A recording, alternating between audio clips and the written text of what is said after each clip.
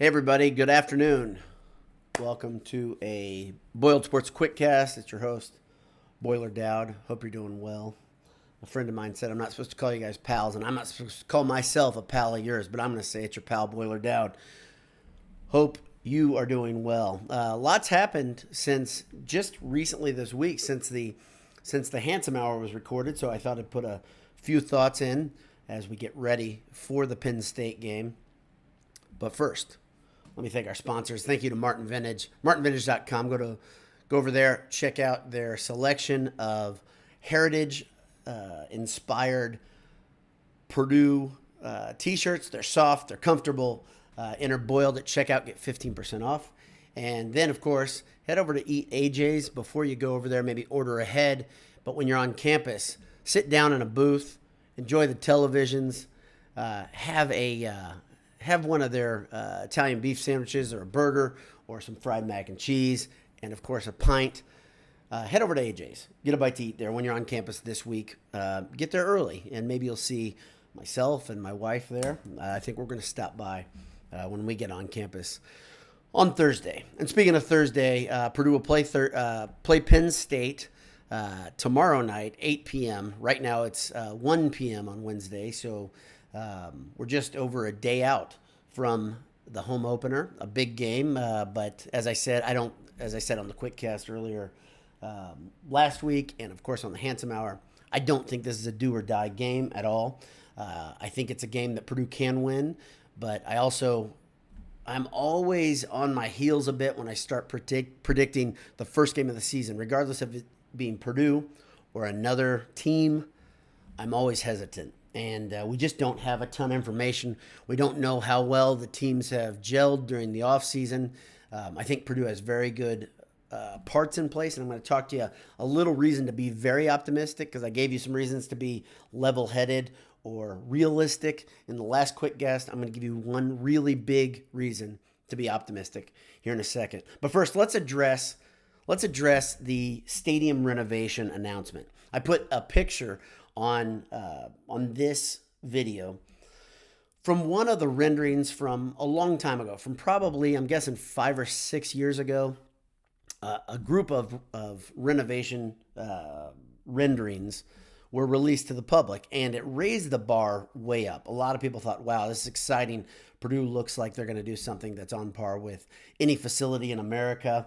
I compared it to some of the architecture that, places like Oregon has done with their renovations, or even if you look at some of Alabama's facilities, some of Ohio State's facilities, really, really modern top-end stuff. And they couldn't do it right then because the budget wasn't right. Understandably, things weren't great. But let's get a little history lesson before we go forward and look at these renovations. It was late June. I think it was June 25th of 2014 when the bleachers were condemned in the south end zone of Ross-Ade Stadium. So 8 years have gone by. The freshmen on campus right now were 10 years old. The freshmen on campus that are about to start classes, or I guess just start classes, were 10 years old when those bleachers were renovated. And the funny thing about those bleachers, they were nothing but more than glorified high school bleachers. They were a Band-Aid in themselves. They were never intended to be a permanent solution. They always were a bit of an eyesore when they were condemned. No one shed a tear because you thought, okay, there's opportunity. There's great opportunity here with this happening. Instead of that, Purdue, of course, first put a Band-Aid on it smartly. They had to because it was so late in the game. Those things were not fit for people sitting in them. They had to level them. They put up a tent. They put up a tent with some beverages, and Jay coined the term Morgantown. I think it was brilliant. That was another Band-Aid, right?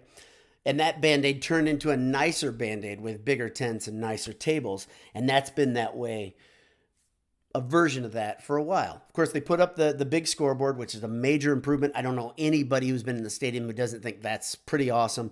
Changes the game day experience. It's really, really nice. Much better than the old Jumbotron and speakers.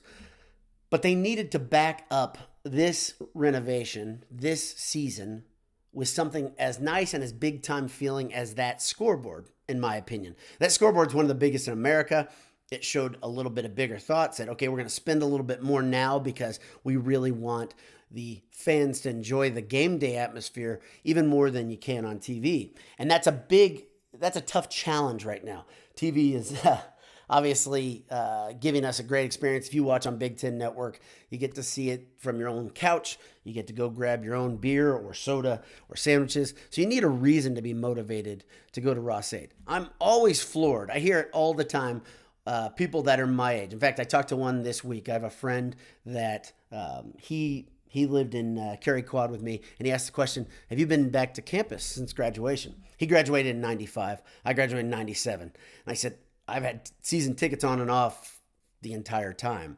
My family goes. We have a block of tickets. And a lot of people don't go back to campus enough. A good, beautiful, modern, attractive Ross-Ade Stadium is a major reason to bring people back for homecoming or for something else, just to meet an old friend there at a game. It's a great motivator. So when the sketches were released today, the best word I've heard, the best adjective I've heard of kind of the finger on the pulse of the Purdue fan base was underwhelmed. I think there are some people that like it. My brother, who sits in our block of tickets, said, well, it's better than what they've got now. It's better than what they've had. But the problem is the buildup and the fact they said, okay, we don't have sketches yet official. We had those old ones, and then we're going to have new ones that are going to be closer to what we're building.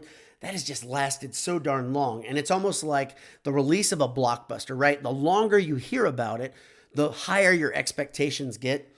So 8 years out, we get what has been released. If you haven't seen them, go over to Twitter. You can check our feed, or you can check about any feed. Purdue Athletics, Purdue Football, they all have them. And what you're going to see is something that is fine. The concept, I will say there's two things. The one thing, a couple of the Boiled Sports staffers, a couple of us old guys, Michael specifically said, wow, those renderings are really not very well done. The old ones from 6 years ago or whatever were really, really well done. It was a bigger time feel. The presentation looked better. It looked more realistic, and at the same time looked more like sci-fi. These looked like they were done on free software, honestly. I design things for a living. I teach college kids, and this looked like student-level work to me. If I've offended somebody, I guess I'm okay with it because I just don't think this is what I expected for many, many reasons. And I think there's good intention here about staying within the budget, staying in the black and all that. But this is where Purdue has gotten itself in trouble in the last 20 years, 25 years, 30 years, a lot. The big thing is there's so much TV money in the hopper, so much more than there used to be. And there's about to be another bigger injection coming in the way of that Big Ten TV contract that we talked about 2 weeks ago. That starts in 2024. It's not way off in the future. It's coming right now. So to say like mortgaging your future or saying being irresponsible by building something that was more of a on par with what a big time program would do, I think is kind of a foolish idea. Purdue had room in the budget to say we can do bigger, better things right now, and they didn't, and that's a shame. I hope that a bit of a pushback or backlash, whatever you say, gets the Purdue athletic group, the department heads, specifically Babinski, back at it quickly, and they say, okay, that wasn't acceptable. Not enough people are on board. There's no excitement here. That's the thing. Even the people that say they're okay, they're not excited about it. You want to be excited about this renovation. It's the first renovation the first major renovation since the press box was put in a long time ago now. So I think that would help out. That would be a good thing for getting ticket sales up, getting energy up. But Jeff Brom and company are doing their job. And speaking of, let's talk about this.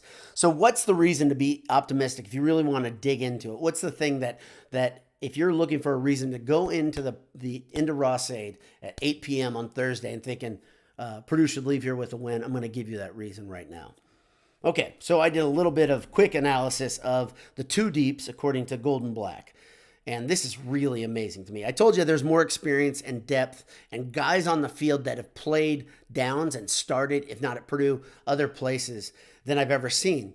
And these numbers are eye-popping to me. So on the offense, the starters, the ones, they have been out of high school for 4.6 years. That's an incredible number to me. The guys who are second, they're backups, are averaging 4.1 years out of high school. And then on defense, 4.36 years and 3.9 years. That's an incredible number. That is an incredible amount of age and experience on the field for Purdue. And to me, what that translates into is, as a friend of mine, a good friend of mine said, with that experience comes a great amount of savvy and probably a different type of mistake. They won't make the big mistakes, I think, and they probably won't get penalized as much. They shouldn't. If they do the first week, I think Brom's going to be pretty damn angry. And they should just play a better, smarter, more savvy brand of football. Plus, the intangible part of this, that built-in leadership that comes with a guy being on campus. I don't know if you guys have read or heard, but a lot of people are excited to see Aiden O'Connell has become more of a verbal leader, not just a guy who does his job. And I think that comes with getting a year older. He's a sixth year guy, and it shows, and it's showing up in practice. I think you've got a lot of guys. Here's the question. You got a lot of leaders on the field. Now, will they fall into place under one big leader, an alpha, if you will, on the field? That's a good question. That's part of when you start seeing a team gain its identity. Who are they following? One thing that I thought was awesome, speaking of alpha, speaking of a guy that I really love to hear talk, Ron English had an after practice interview with the media like he always does 2 days ago. And one of the questions was, will Purdue's defense be able to pressure the passer? And he said, yes, just flat out. And then he said, we're going to find a way, one way or another, to put pressure on the quarterback. That's promising as well to me. So I'm looking at a bunch of things. If you listen to the Handsome Hour, you heard my trepidation. If you listen to my last quick cast, you heard it there too, that I said, yeah, I'm a bit anxious about this one, but I'm not in the big picture anxious about this team. But if you want to go in and say, yeah, I think Purdue's going to win, here's your reason. This experience is a big deal. Also very interesting. Again, I reiterate this. This is such a bizarre thing. You have two quarterbacks with 6 years of experience, or they're both six-year quarterbacks, 12 years of total experience between the starting quarterbacks. That is just wild, and that's noteworthy. So before I close down today, I'm at about 12 minutes. I'm going to read some of the comments here. Todd Singer says, it's my first trip to AJ's tomorrow night pregame. Attaboy, Todd. You're going to enjoy yourself. It's a great place. I think you can order about anything, be happy. Let us know what you think of it. Big Time Boiler says, could be much worse. That's for sure. When he's talking about the Ross-Ade renovation, students moving there isn't a big deal at all. They are still at the 30-yard line at the other end. I agree, Big Time, Grant. I agree completely.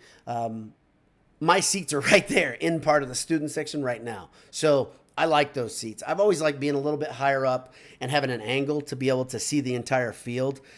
Some of the students will be in the end zone. I don't think that's a big deal either. I think when you're a student, your perspective is a little bit different. Some people are there absolutely just because they're football fans, but some people like to be around the party. I'd say a lot of students like to just be there in that atmosphere.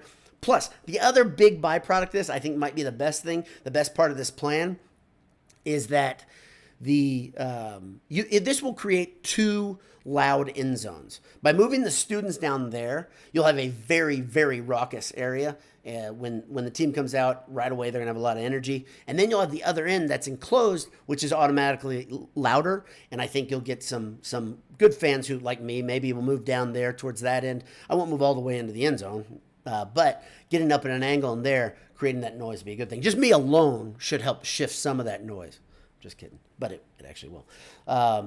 Greg McManus reminds us, nobody goes into Ross-Ade, and that's true. So check Twitter again. I did post that, as promised. I posted that nobody goes in Ross-Ade graphic. You can put it on T-shirts or stickers, whatever you want, a day ago or so. If you have questions, let me know.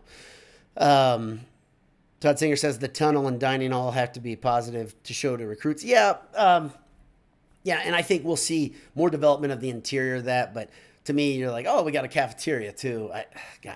I'm not too excited about this, and that's too bad. Greg McManus says 8 O-linemen who can play. Man, when's the last time that happened? During Hope? I think you'd have to go back to Hope. That was a really good offensive lineman line group that Hope had in the second year, right? First or second? Yeah, first year. But yeah, you have to go back a ways, and this is going to be a very, very good offensive line. One thing that's really cool, you even have a fifth year, I believe, senior transfer on the second team. So you'll have these anchors all around. Bigger than that with the O-line, that's really the youngest group in those two deeps on offense or defense. So not only are these guys experienced because they've already started a lot of games, they're young. So there's a good future with those guys. There's a lot of reasons to be pretty stoked about this season. That offensive line is a big one. Yeah, Caleb Gerald says, with great experience comes great responsibility. Absolutely. With great experience comes higher expectations, comes great responsibility because you don't want to screw it up. But bigger than that, I think the fan base should be excited. I just do. And I hope I haven't thrown too much of a wet blanket on some of you guys by saying, yeah, I think there's a reason to believe that they won't win the first game. My biggest thing, though, is just I want to see, if I were going to say pick one issue, I love the receiver core. I think they're very talented. I think they're pretty experienced, even though the media acts like they aren't even a thing. But that group right there, getting their timing right in a pass-heavy offense in the first game, that's my biggest question mark. If Purdue had two starting tight end types, like if Miller had not gotten hurt, then you'd have two guys that I have utter faith in. Paferi is going to be a good option. He's another guy that I think is going to grow into his role as the season goes on, being a guy that's going to come in 30% of the downs or whatever. That's a big deal to me. So it's all about timing, and will O'Connell have enough options when the play breaks down? Robert Gill says, where's AJ's? I'll get you the address, but it's close to stadium. It's close to the stadium off of... I think it's off Northwestern. I'm just bad with addresses. I could walk there. So if you go to McDonald's and keep going down the road to get some real food, go to AJ's. I'll get you the address, though. It's down towards the fire station. That's it. It's down towards the fire station, if that helps. I apologize. I'm bad. North and Vine. Dagnabbit, Todd Singer, you're everywhere. North and Vine near the old fire station. Theodore Berkey says, smart to put students in the new section, give them a better student fan experience, makes better for donors. Yep, I agree. So I think that's about it for today. Robert Gill says, still really hoping for a train to bring the players in. There was a student, an alum concept that went around that had a train literally in the south end zone. It was a really cool concept. It was not done by a hired firm. It was done by a guy who just was passionate about Purdue, and it was really, really cool. I think he did a couple iterations. He spread it through GBI. It got on, I think, Twitter or Facebook back then, and it was neat. It was kind of like the Bucks Stadium with the pirate ship, which I think is going away soon, or has already gone away. I'm not sure, but I've heard it's going away. But that idea of having kind of that fun game experience is a big deal. And then, like many of you guys have figured out, if you've got kids, if you got boys specifically, boy, toy trains, a giant toy train is pretty darn awesome for the little ones, and even for the guys like me. So, but that's about it. I think I'm just under 20 minutes, and I appreciate your time. Wanted to get one more thought in before tomorrow's game. If I see you on campus, or if you see me, say hi. I'd love to talk to people who regularly make this part of their Purdue experience, and I appreciate all you guys who tuned in today. Hammer down. Have a great day. God bless you. Talk to you soon. See ya. Let's go Boilers.